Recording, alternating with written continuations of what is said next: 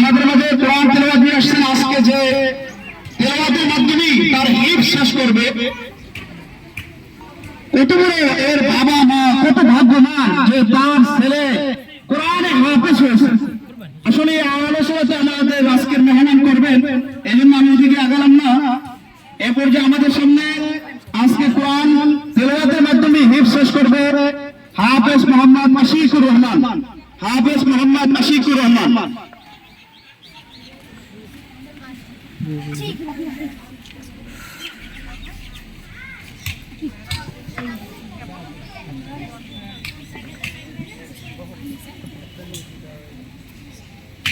السلام عليكم ورحمة الله وبركاته. أعوذ بالله من الشيطان الرجيم. سورة الإخلاص مكية. بسم الله الرحمن الرحيم. قل هو الله أحد الله الصمد لم يلد ولم يولد ولم يكن له كفوا أحد. سورة الفلق مكية. بسم الله الرحمن الرحيم.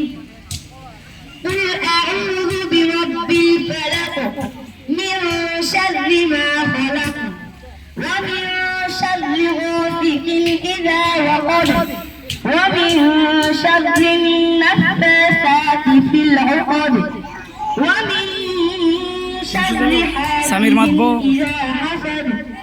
سورة الناس مكية. بسم الله الرحمن الرحيم.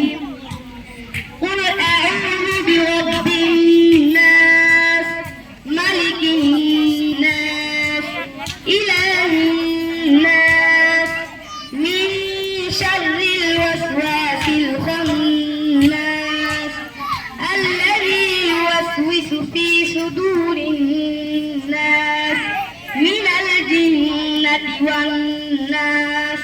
صدق الله العظيم. السلام عليكم ورحمة الله وبركاته.